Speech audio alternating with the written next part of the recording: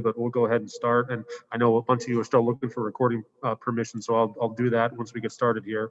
But once again, Justin, thanks for being on with us. And we're going to start with Austin Ward from Lettermen Row. Austin, lead us off. Hey, Justin, we've talked to you a number of times about the way you've avoided interceptions and the costly mistakes. Indiana's jumped on a bunch of those through the first 4 weeks. What's the challenge for you against this secondary on Saturday?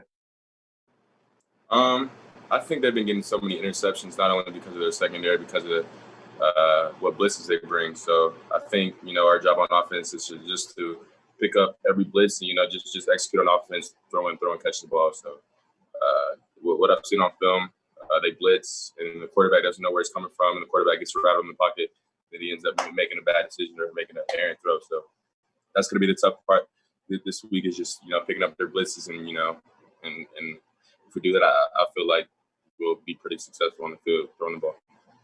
Thanks, Justin. Yeah. Okay, we'll go next to Dave Biddle from 247. Dave?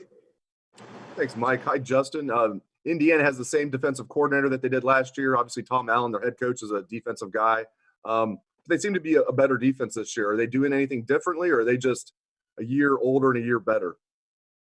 They have a lot of great athletes on defense. Of course, they have a great coach and their head coach, Tom Allen. But, I mean, they do a little bit of things differently. I think they probably added some stuff. But, like I said before, they have great athletes and a great coaching staff. So it's no surprise that they're having such a great year. Thank you. All righty, go next to Tim May from Lettermen Row. Tim? Thank you very much, Mike. Hey, Justin, as you watch these guys on video, is there a rhyme or reason to how they blitz? Are you picking up tells as this goes on? Because they kind of seem to come from all angles at times. Just how would you describe their blitz package? Yeah, they bring so many different blitzes. So, I mean, it's hard to tell. They do a great job disguising it. But like I said before, we just have to do a good job picking up those blitzes. But, they do bring a lot of blitzes from, all areas of the field. So we just got to be looking out for it.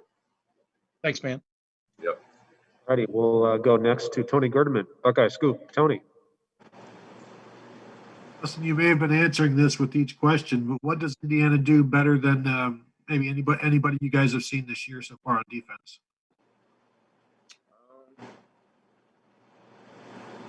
What do they do better? I mean, they must be doing something better. I'm not sure. I'm not sure exactly what it is, but I mean, I think they look better as an overall defense. Like I said before, they have great athletes in the secondary. They play a lot of people in the secondary, so we've been getting ready for those guys for a good bit now. So we should be ready. But I wouldn't necessarily say they just do one thing better than another defense does. They probably do a little bit of stuff differently on defense, which might work out. So their scheme might be better than other defenses, but I don't know like a particular thing that they do better than other defenses that we play. Is this the best defense you'll play this year so far? I'm not sure because I haven't watched film on the other defenses that we play later in the year, but I think it's definitely one of the best defenses we'll play all year. Thank you. All righty, we'll go next to Bill Rabinowitz from the Columbus Dispatch. Bill. Hey, Justin, obviously you have a lot of confidence in Garrett and Chris. So they have 42 receptions. No other wide receiver has more than 5. Is that just a product of how good those two are, or is there something that you're still kind of trying to find a comfort level with the other receivers? No, I feel like I'm comfortable with all the receivers. I mean, we've been working ever since our season got canceled. So not only Chris and Garrett, I feel comfortable with all my receivers. I feel like we're all on the same page. They're all great receivers, or they wouldn't be at Ohio State. But it's not necessarily, a hit on other receivers that I'm not on the same page as them. The ball just ends up in Chris and Garrett's hands more. So, I mean, it is what it is. And, the other receivers know that. And, our job this year is just to do our job and not really worry about who's getting the ball more so on, the plays. And all we want to accomplish this year is just to win each and every game. So it's a team thing. So we're not trying to really look at it individual stats and stuff like that. Of the other guys, are there one or two that you really are finding a comfort zone with, that you really feel confident with? Like I said before, I feel comfortable with all of our receivers. There's not really ones that I feel more or less comfortable with. I think all of them are great receivers, great athletes. great people. So I just feel comfortable with all the guys. All right. Thanks, Justin. Mhm. All righty, we'll go next to Nathan Baird, Cleveland.com. Nathan?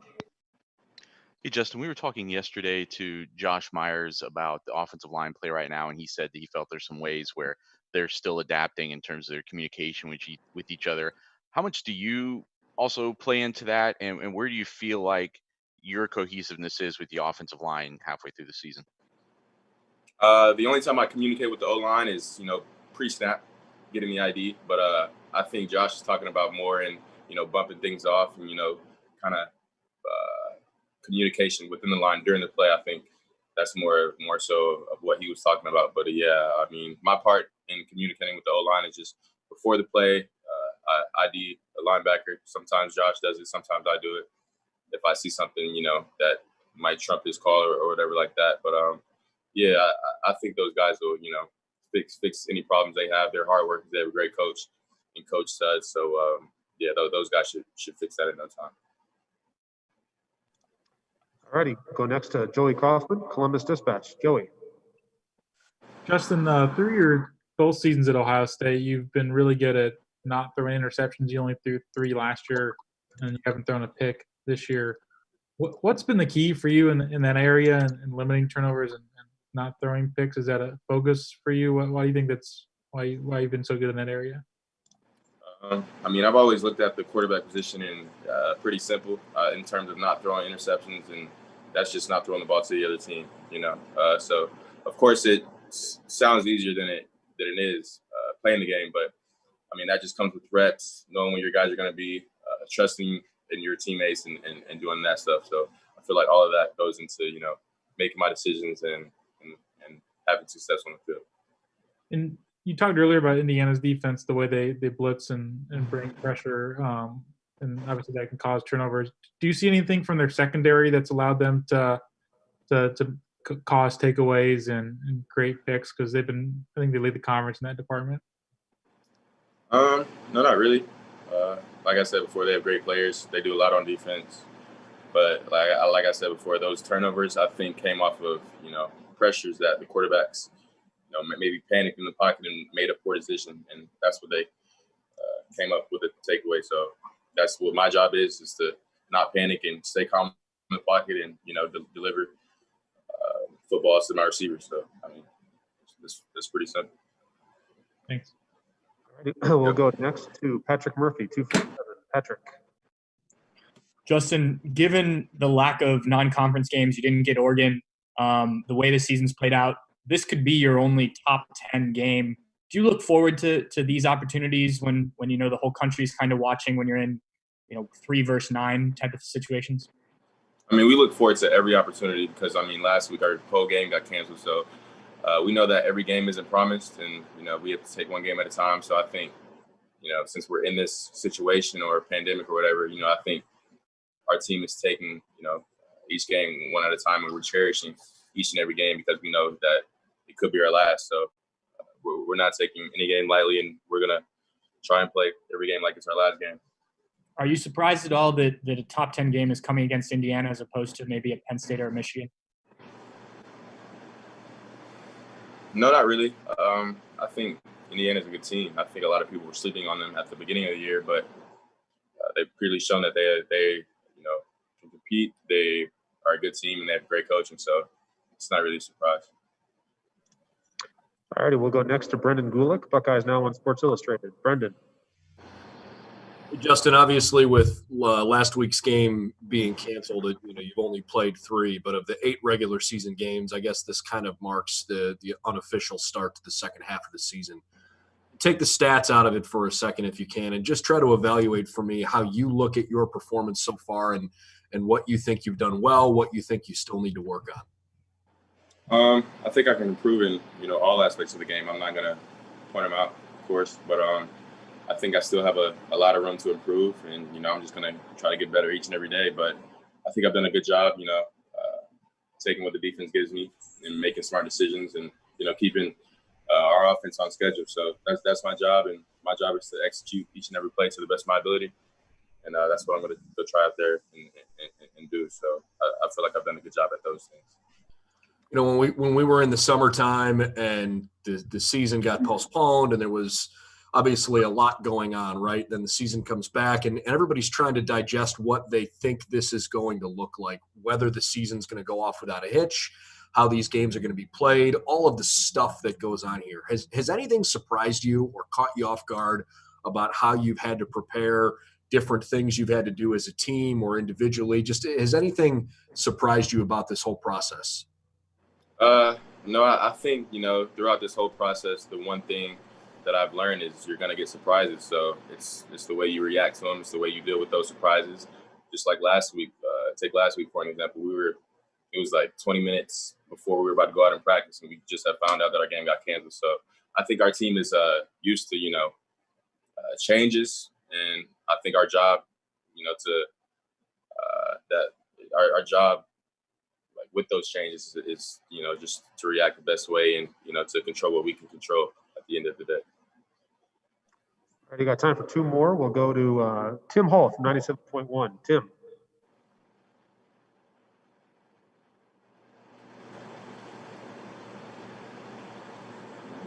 We'll go to Stephen Means, Cleveland.com. Stephen. Hey, Justin, you're talking about how Indiana sends a lot of blitzes from a lot of different places, and you've played a decent amount of football as a starter at this point. Have you started at all to see maybe a repeat of some of just similar things and similar and different opponents that you've played, if that makes any sense? Yeah, of course. I mean, I think a lot of our opponents play the same coverages. So, I mean, there's, you know, so many coverages a defense can put in a game plan. So there's definitely similarities between teams and the types of blitzes, you know, we see, especially, you know, in a recent game, if a team has been successful on that blitz, you know, another team in the future might try to run that same blitz. But yeah, I think we see a lot of similarities with teams and the way they run their defense and, you know, the blitzes they bring. So it's our job to, you know, bring up the pass and how we did it in the past and just, you know, really improve from that and see what we need to learn on and improve so on. To that, when you watch Indiana on film, is there a game or a team that they kind of remind you of defensively? No, not really. Just the scheme. Yeah, their scheme is definitely different from, you know, the teams we've played this year. I think they blitz a lot more. I think they might run a few more coverages, but not really. But I think they just do a great job with disguising their pressures and disguising who's coming. So I think that's going to be the big challenge this week. Thanks. All right, and one last question. Go to Spencer Holbrook, Lettermen Row. Spencer.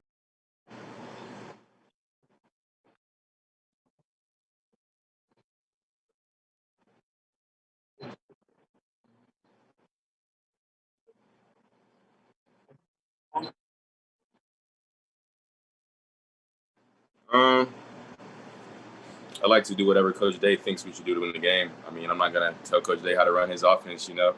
I think he's been doing this long enough to, you know what we need to do on offense to be successful. So that's my job, is to listen to him and take all I can from him and to execute, you know, the play calling to the best of my ability. So that's my job.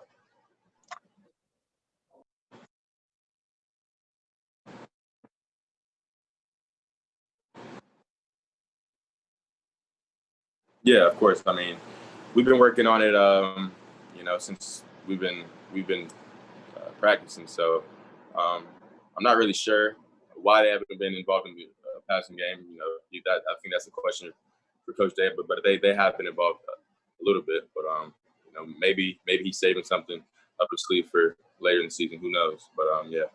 So I'm not really worried about that though. I'm just worried about competing and, you know, winning each and every game. That's my main focus. All right, Justin, thank you very much for your time today. Appreciate it. Have a good day. Appreciate you guys. Have a good one. And we'll be up next with Coach Hartline in about 5 minutes.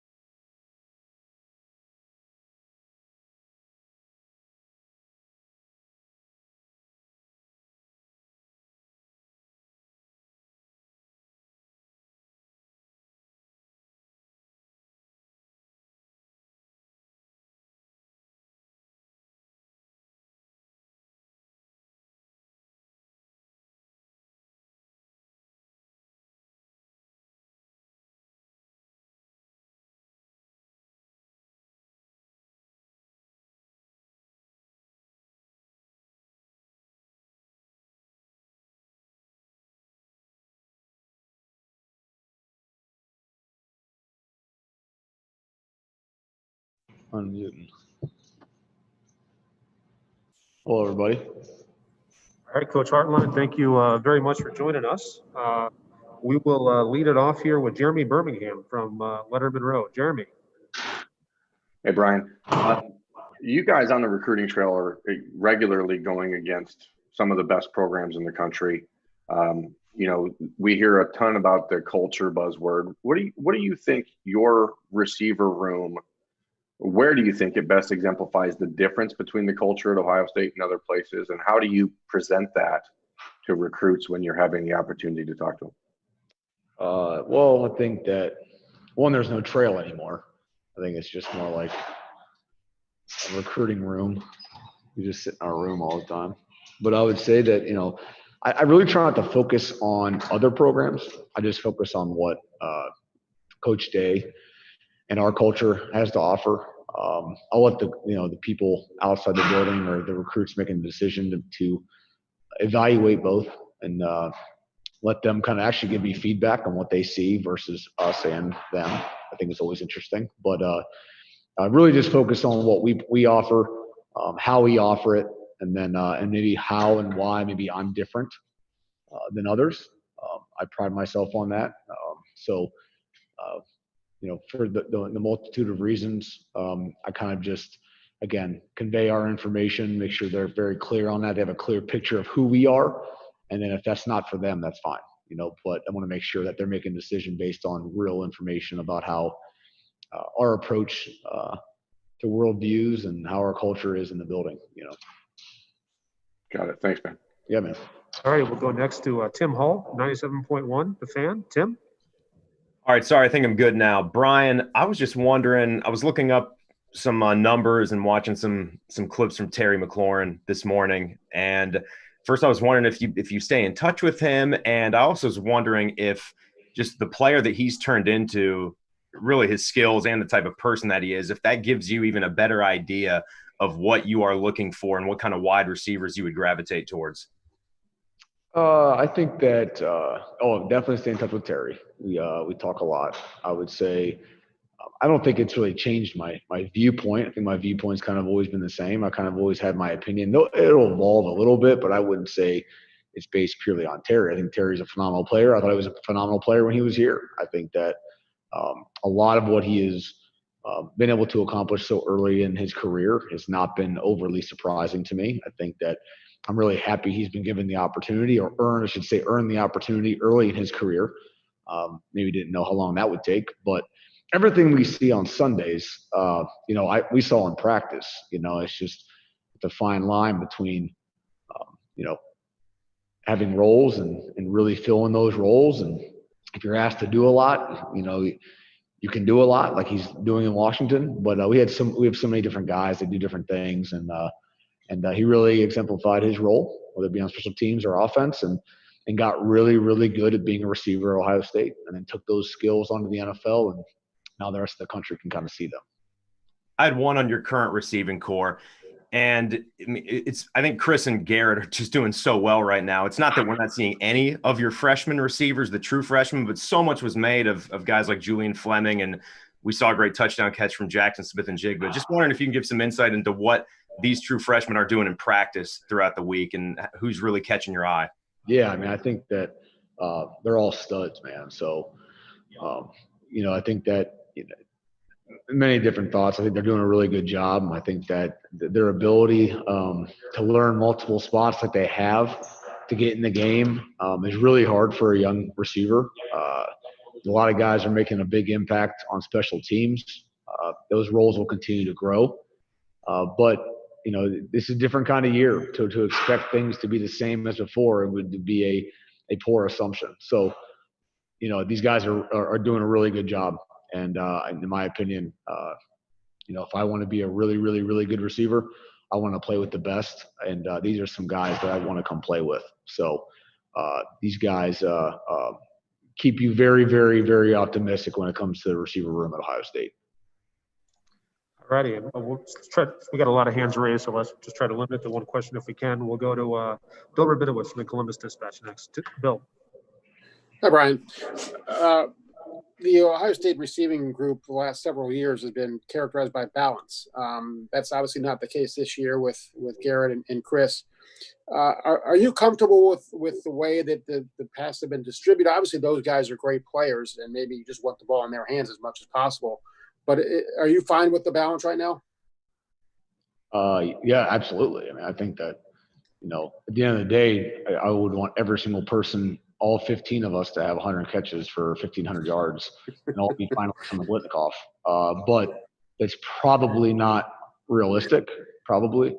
So I think that, as natural as competitors, as athletes, I mean, you're gonna talk to the leading receiver on the team sometimes, not necessarily our team, but a lot of teams, and they still think they can do more. They still want the ball more. They still want to make more of an impact. They still want to block more. So that's the ever ongoing, habits, or I should say, what should I say, mindset for an elite athlete. We always want to do more. We can do more. Let me do that route. I can do that route. I mean, so it never changes. I think that every year is different. And as long as we continue to, win in the winning column, put the right numbers in the winning column, everyone's going to be just A-okay. So really focusing on that. How do we provide impact, whether it be as catching the ball, blocking on the perimeter, special teams, and frankly, just having a good attitude and coming in the building and giving a great scout look sometimes. Everyone carries a role, and our job is to be the best at that role. So I think we kind of exemplify that. We'll continue to build on it. Not saying there's ever not some frustrations. There always is. We're athletes. But at the end of the day, we know what's most important. All right, next up, Dan Hope, 11 Warriors. Dan. Yeah, Brian, I mean, with Chris and Garrett both playing a majority of a snap so far this year, is it in your eyes, is it hard to take either of them off the field with how well they've both played so far this year? I wouldn't say – I don't know. I mean, it's kind of a fluid situation. I think that, we've done a good job. I would say we probably have to go back and look at it. But maybe the pace at which we go, I don't know if it's the same as far as needing the sub and all those things. But at the end of the day, we feel pretty good at where we're at. We're continuing to be mindful of that at the end. And we really, it's not a 12-game season, and hopefully we'll fully get there, but at least from a regular season standpoint. So that the play count's going to be different this season. And the guys aren't going to have nearly probably the load at the end of the year when you go back and check it all out. So that's all part of the equation. The amount of time we're getting some 2 tight end formations in there in the game. I mean, there's a lot that goes in there when it comes to rotation and kind of come to, snaps. But right now it's a week by week analysis, whether, we do get 5 wideouts in there or 1, it all depends on game plan and kind of where we're at currently. Thanks, Brian. Yep. Next up, Nathan Baird, Cleveland.com. Nathan. Hey, Brian, you just mentioned special teams a little bit ago as far as the freshman contributions, and it's something all of you coaches bring up from time to time. I'm wondering how special teams performance factors into your evaluation of the athletes in your room, if you understand what I'm asking. Like, is it a part of how you're assessing what role those guys can get or what they can do long term? Yeah, absolutely. I think that there's a lot that goes into that. I think that the general statement, frankly, is that if we can't trust you on special teams, I don't know how we're going to trust you on offense or defense. So, and not that one's less than the other. It's just that when it comes to earning roles, everything comes through special teams before we can get to offense and defense. And the best players play at Ohio State, and that's how we look at it. So that's never going to change. I think that you got to play at a high level on special teams because really there's nothing more that exemplifies football in its simplest form than blocking, unselfish play and scheme oriented. So if you're a great blocker, in order to play on offense, why aren't you holding up on punt block or blocking somebody on KOR? So we view it that way. I think that it's tough to get on special teams. It's not just easy. Nothing's just given to somebody. We say the best players play. So you be really good at your roles. You got to take special teams periods and individual periods really important as you do like receiver drills. And the more we do that, the more it translates into offense and defense. And so it's definitely a big part of our eval. When Coach Barnes or Coach Parker Fleming asks, do you trust this guy? Will you get this job done? You're going to get 7 reps a game if you're on punt maybe, or punt block or KOR. It's a one shot, one kill mentality, and you got one shot. You don't line back up and do it again. So you got to make sure guys operate at a high level, and trust is a big factor in those plays. All right, we'll go next to Dave Biddle from 247. Dave? Mike, hey, Brian. When you look at Jamison Williams and the 4 freshmen, who are 1 or 2 guys out of that group that really needs to step up as maybe that number 3 wide receiver, number 4 wide receiver for you guys down the stretch? No, they're all stepping up. They're all doing a good job. There's not necessarily one in particular that needs to do more. We got to continue to do what we're doing at a high level. And when the plays come to us, we got to make the play. We got to competitive excellence. And really, I think we've continued to do that. That's got to build. And although you didn't point out Chris or Garrett, they've got to continue to improve. They cannot play game 8 as they have in game 3, or we will not be where we want to be. So everyone's a part of that, and we all have to continue to make strides. Thanks, man. All right, we got time for 2 more questions here with Coach Hartline, and then we'll bring in Coach Mattison. So we will go to Austin Ward from Lettermen Row. Austin.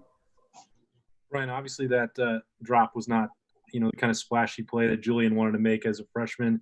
As a coach, how do you turn that into the teaching point? How did he respond to that, putting it on the ground?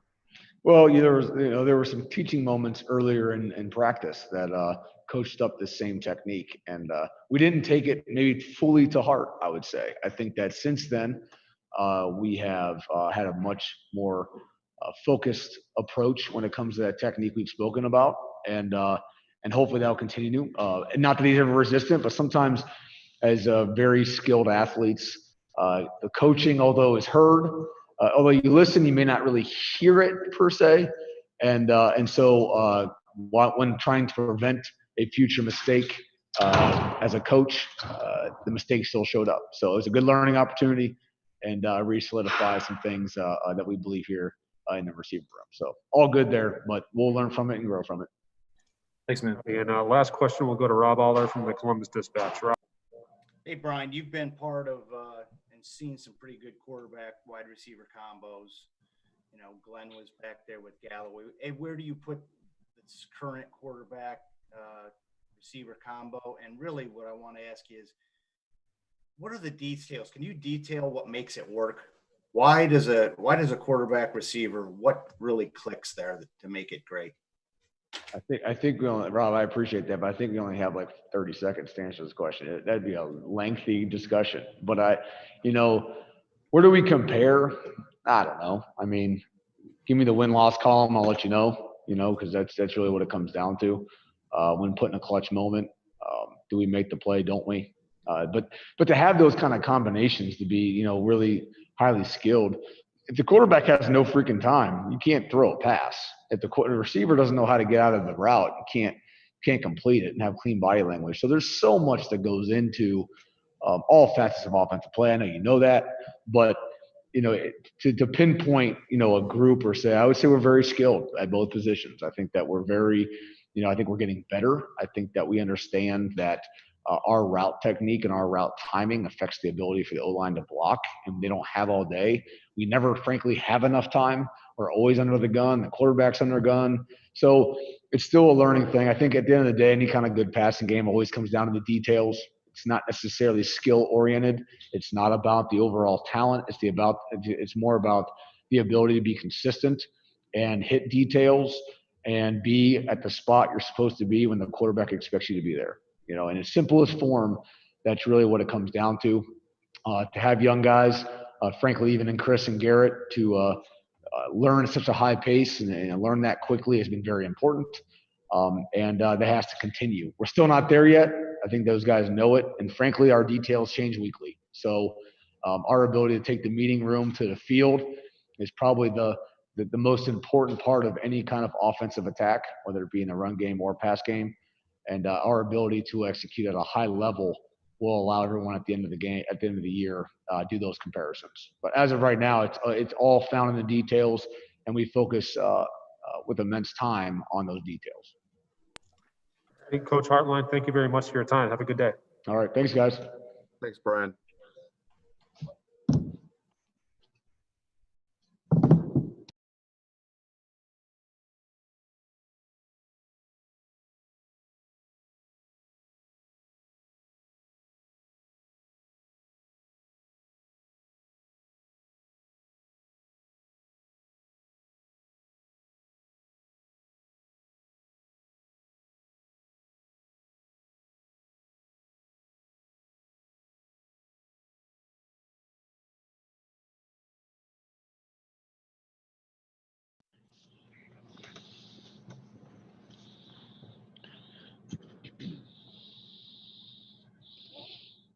All right, Coach Mattison, thank you so much for joining us. We will start with Stephen Meads from Cleveland.com. Stephen.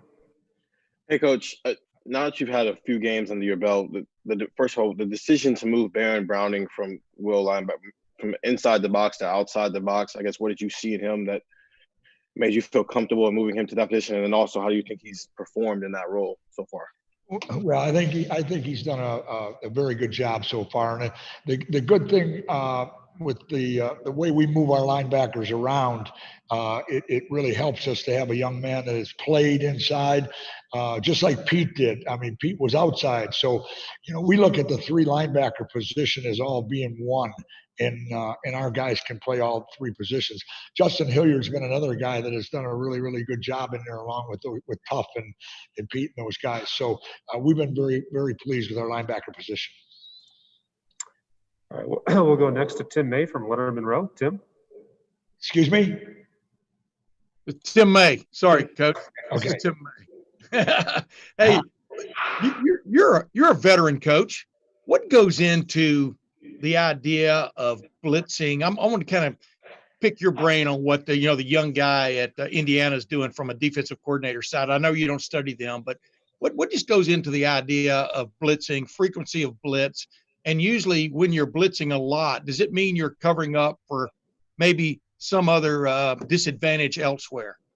No, the philosophy that everybody's had in the defensive part of it is you don't want the offense to feel comfortable. And, when you say the word blitz, old days blitz used to be bringing 6 and 7 people. That's not the case anymore. What you want to do is you want to make sure that the offensive line isn't sure where and who they're supposed to block. So it may be bringing somebody, but it's still the same amount of people that are coming after the quarterback. And they've done a really good job of it. And that's always been a case where you want to make sure that the people you're playing against don't feel comfortable. Thanks, man. Yep. All righty, we'll go next to Tony Gerdeman from Buckeye Scoop. Tony. Greg, regarding Josh Proctor, what about him allows you to play him in so many different positions, and what are you guys getting out of him right now? What allows us to do that is you're dealing with a tremendous athlete. I mean, this guy can run, can hit, and a great young man, just like our whole group is. But the thing that Proctor brings to the table is this guy can really, really run. He's played a lot of football, and he's physical, and that allows you to play him at a lot of different places. Thank you. All right, next up we'll go to Steve Hellwagon, 247. Steve. Hey, Coach, how are you doing?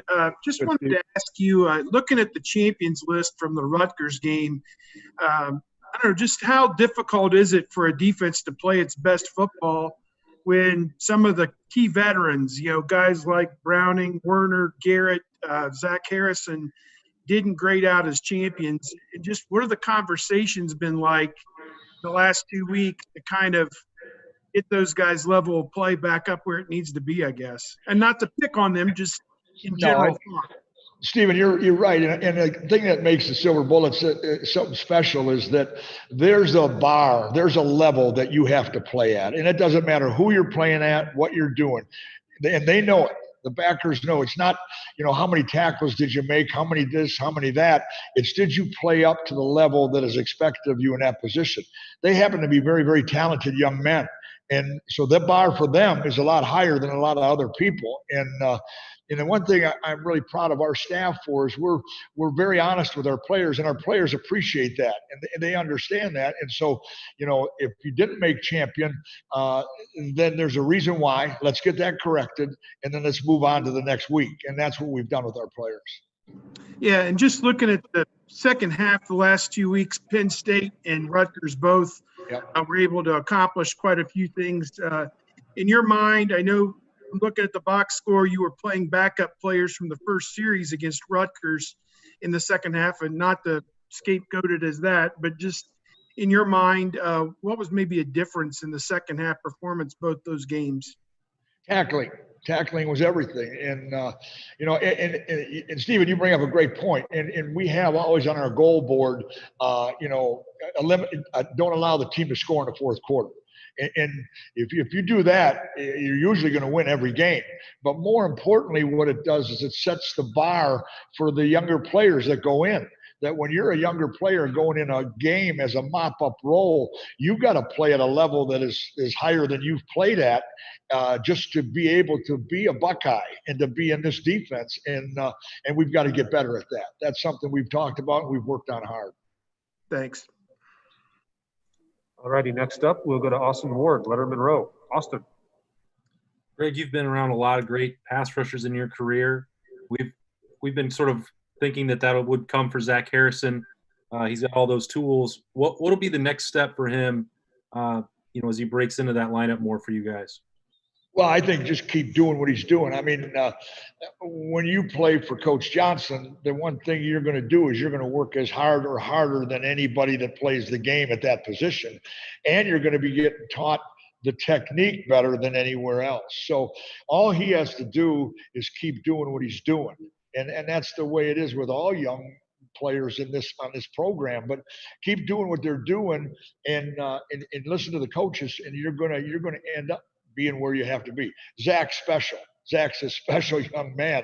He's so talented, and he comes to work every day, just like all the other guys do. I mean, I'm so proud of this group. You guys don't understand, but I mean, what they're going through.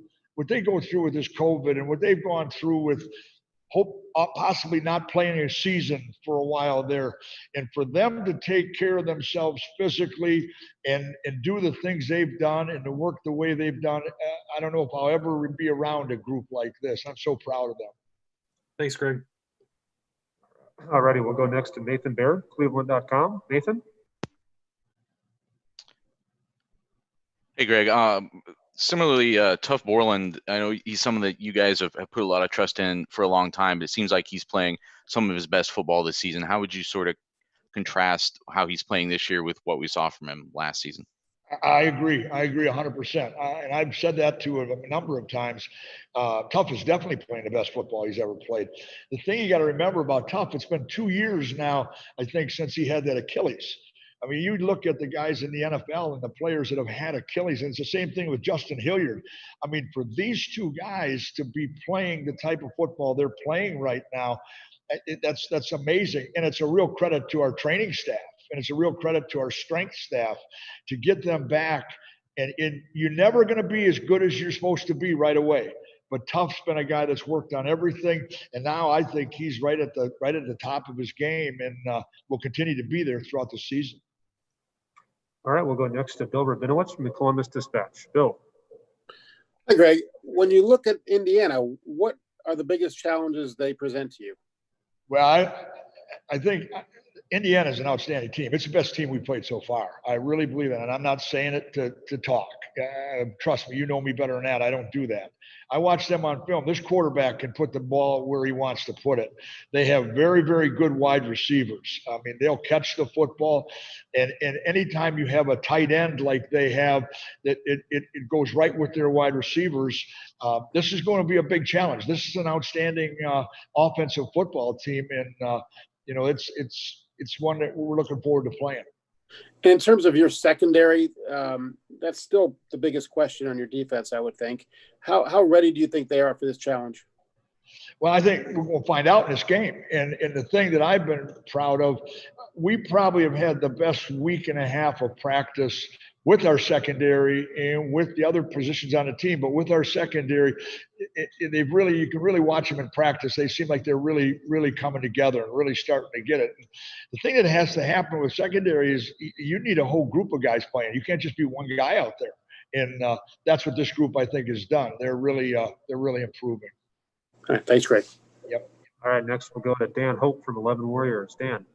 Hey, Greg, you were asked before about some of the issues in the second half against Rutgers and, the backups for him there. How much concern do you have about the fact that because of his shorter season, there aren't as many opportunities to get those guys more playing experience?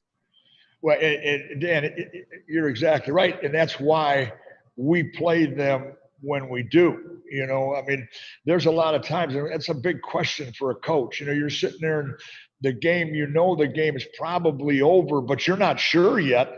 But then at the same time, you need to get some of those younger guys some playing experience because you may need them next week.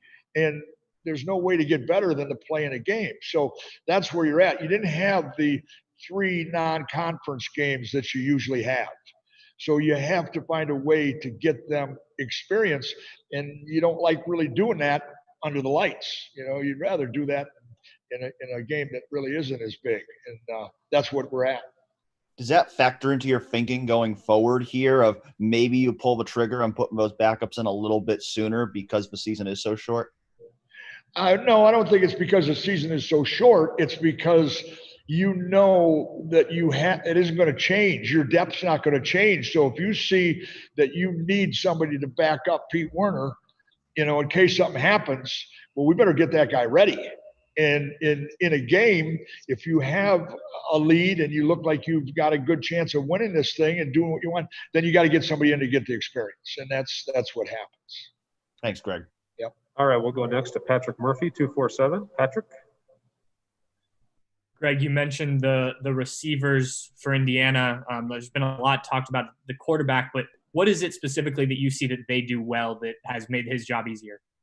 I think the thing they do a really, really good job of is they get the ball out really quick.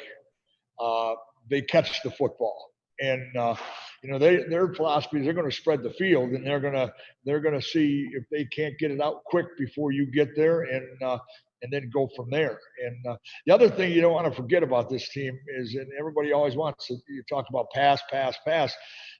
They have the ability to run the football, and they've got a couple big running backs that can gain some yardage, and they got a couple pretty good tight ends that can block, and they've got an offensive line that can block. So they've got a good program right there, and so that's what really kind of gives them what they do. You've obviously We've got time for just a couple more. We'll go first to Joey Kaufman from the Columbus Dispatch. Joey. Greg, if this was a typical season, a top 10 matchup you'd have a crowd of 100,000 people, and there'd be a lot of buzz in the building and a lot of juice, obviously. Is it harder to win games at home? Is the home field advantage neutralized more? What have you kind of found? No, it's not harder than it has been before because when you're going into the shoe, you better play like you're supposed to, and that's the bottom line. I mean, there's an unbelievable tradition, and that's what you do. And there's also a real comfort in that you're here in your city, and you're not on a plane, you're not on a long bus ride, and everything like that. So home games are still home games. All righty, we've got time for two more. We'll go to Dave Biddle, 247. Dave. Hey, Greg. I want to ask you about some of the young linebackers. Dallas Gant seems to be flashing. Kind of, what do you see his future being the rest of the season? Maybe some of the other guys like Craig Young, Taraja Mitchell, some of those guys, Pope. Kind of what do you foresee their roles being going forward? Yeah, the guys you mentioned, you've got Cody Simon in that group. I mean, you got everybody you could mention right there. All of them show that they have the potential to be outstanding players, and just exactly what we talked about before, David. That's where you're at. You see them in practice. You see some of the good things they do in practice. Kay Pope and Craig Young and the whole group of them. Dallas, you mentioned Dallas and Taraja Mitchell. I mean, all of them. I can keep going, and they show signs, but until you see them in a game, you really don't know. And when you're playing against your offense in practice, you're not hitting, you're thudding and everything like that. So that's why you try to get them in those games to give them a chance to play. Thank you. And the last question for Coach, we'll go to Brendan Gulick from Buckeyes Now on Sports Illustrated. Brendan. I'll tell you what, Mike, I'll let you have someone else have the last question because I was specifically going to ask about the backup linebackers, and Coach just addressed that. So I'll let someone else go. All right, we'll go to Spencer Holbrook, Lettermen Row. Spencer.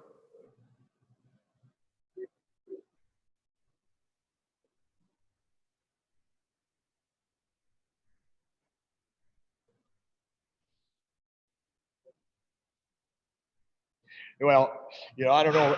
I don't know if I'll measure that, but I am going to tell you they're playing really, really well. I mean, that's so that group of Garrett and Togai and that whole group of guys that are out there, they just roll through playing as hard as they can. And again, that's what you do when you play defensive line here. And that's what you're expected to do. But the great thing, and again, Larry's done it again. I mean, you got a group of guys that are playing at a top level, and that's really important for us throughout the rest of this season.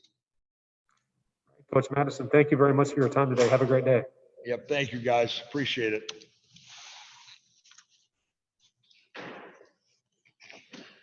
you, buddy. Yeah.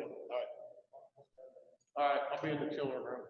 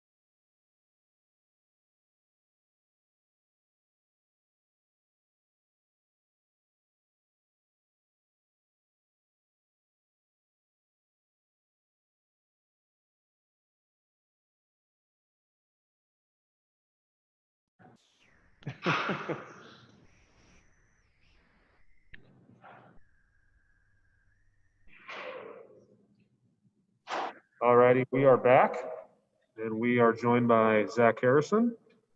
We'll start the questioning with Tim May. Lettermen Row, lead us off, Tim. Thank you very much, Mike. How's Zach? How you doing, man? I'm good. How are you? Good, man. I just thought I'd say that for the heck of it. Hey, how tough was last week? You guys, this time a week ago, were getting ready to play a game. You get news 30 minutes later, you're not playing.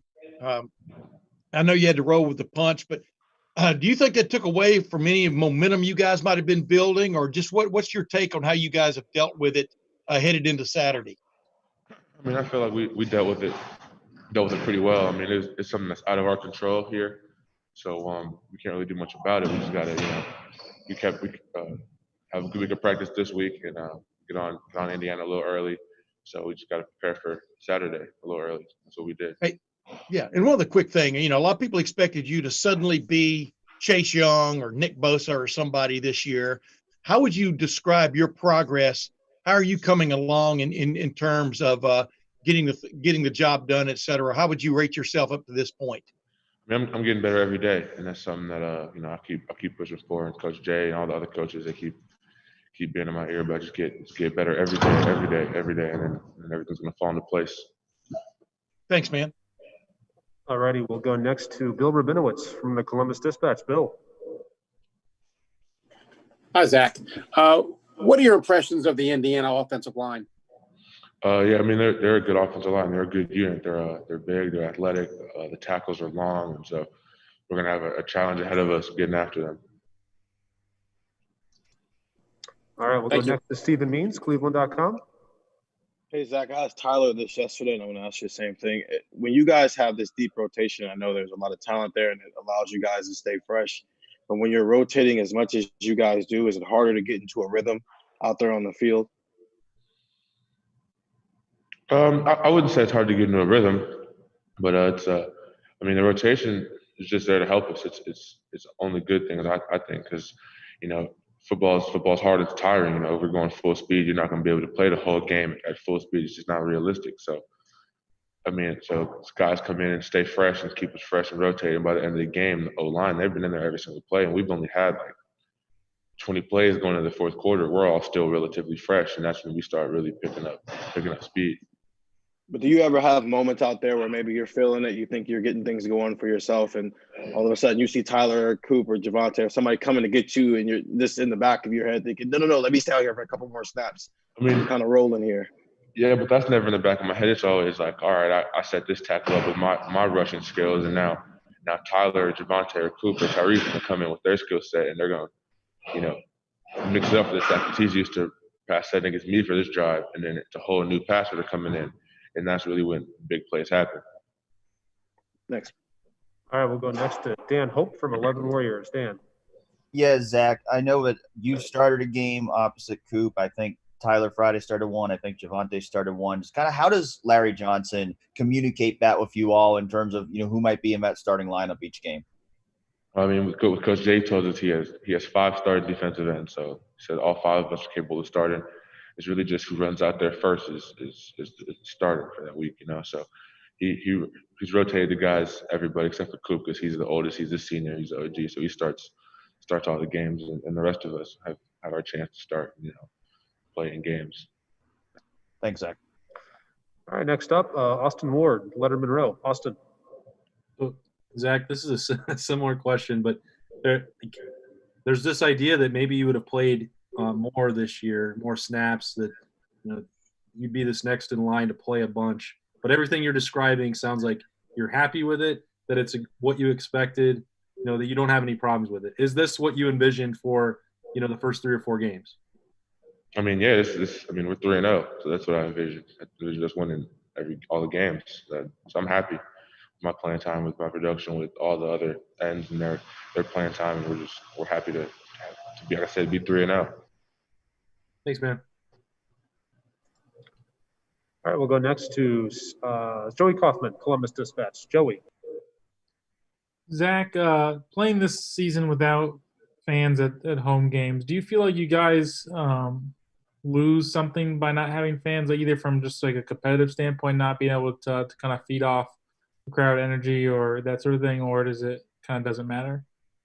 Yeah, definitely fans being there. That's a huge part of the game. Fans help with momentum and energy, and big plays happen. The fans go crazy, and that's when you really start to roll in. And then not having that this year, we've had to focus on bringing our own energy. So if somebody makes a sack, the sideline got to go crazy to simulate the energy that the fans would be bringing. But it's also something we can't use as a handicap because every other team doesn't have fans either. So it's not something that we can just be like, oh well, this happened because there's no fans. It's not an excuse. We still got to go out and execute at a high level. Does it feel like more of an equalizer, like when you guys went on the road to Penn State, being easier than? Although you actually weren't there in the last trip, so maybe I should. I would think so. Always playing on the road is tough with fans and them not being there. Definitely had an impact on the game, but I'm not sure how much it affected the outcome of the game. It definitely would have affected the game, though. Thanks. All right, we'll go next to Spencer Holbrook, Lettermen Row. Spencer.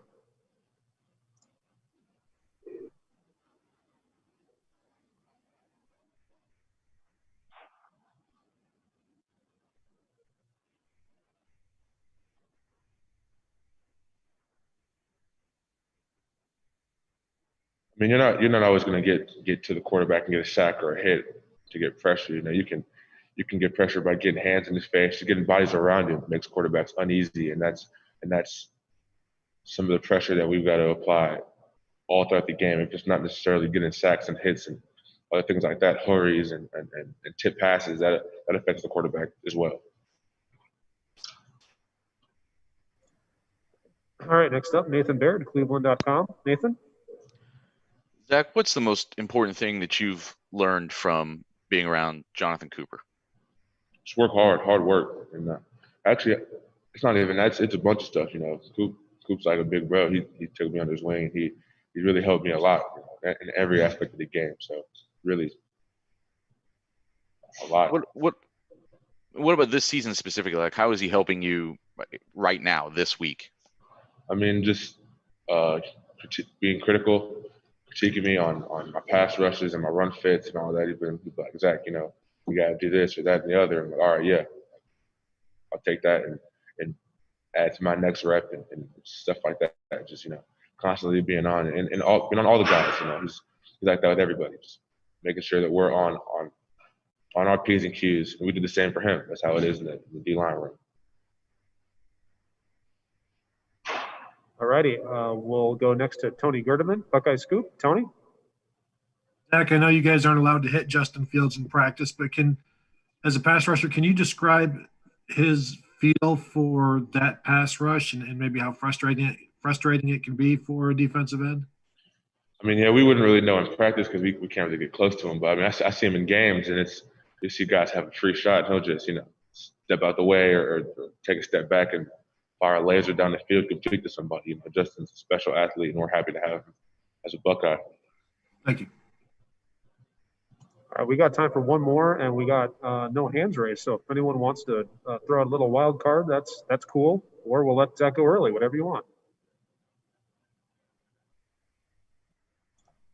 Steven, go ahead. Hey, Zach, I know you didn't play the last time you weren't on this team yet, but if I'm not mistaken, you were at Penn State the last time Ohio State played at Penn State, correct? I was, yeah. So from that, being in the stands and being a part of the whiteout instead of being on the field, what was that situation like for you and that experience, like seeing that from that angle? It's crazy. The whiteout is one of the best experiences, I think, in college football. It's just the fact they had 110,000 fans, and it's loud. And it's a fun environment to play in. And I was looking forward to playing in it, but due to COVID, we weren't allowed to get the full experience of the whiteout. But thanks. Tim, if you got a quick one, we'll get you in there and then let Zach go. Tim? Yeah, thank you very much, Mike. A rare double dip. I wanted to ask you this earlier, Zach. Have you ever gone against a guy who's 6'8", 6'9", 360, 370? I don't know if Caleb Jones is going to play Saturday. I would think he might be. Missed last week's game, but Have you warmed up by going against DeJuan Jones, or how have you guys gotten ready to go against this mountain man? I mean, yeah, I do it every day in practice. DeJuan's what, 6'9", and not even that much weight. Just big dude, just like their tackle. We do it every day in practice. So just. And what's the key? What's the key when you're going against a big dude like that? What is kind of you got to keep in mind? I mean, just really just the fundamentals, hands, feet, and hips. That's what I always say about D-line play. If those are on point, then you really can beat any tackle they put in front of you. Thanks, man. Yep. All righty, Zach. Thank you very much. Have a great day, and we'll talk.